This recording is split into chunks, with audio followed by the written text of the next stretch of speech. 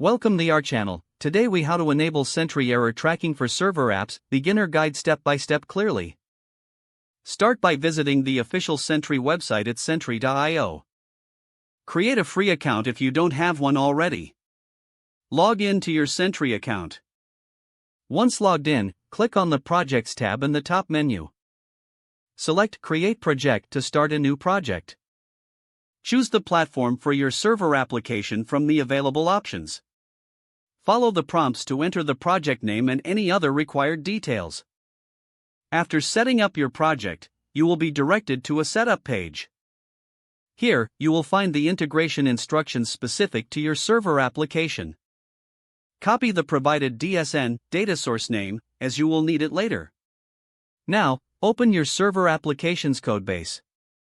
Install the Sentry SDK for your specific programming language. For Node.js, run the command npm install at sentry/node. For Python, use pip install Sentry SDK. After installation, import the Sentry library in your application. For Node.js, add const sentry equals require at sentry/node. For Python, use from Sentry_SDK import init. Next, initialize Sentry with your DSN.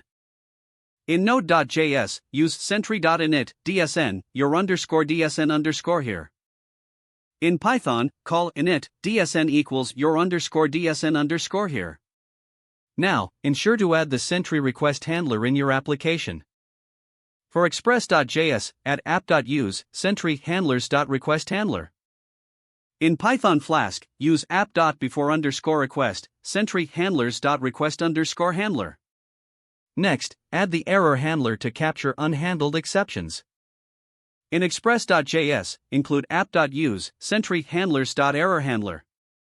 In Flask, use app.errorhandler exception Sentry handlers.error_handler.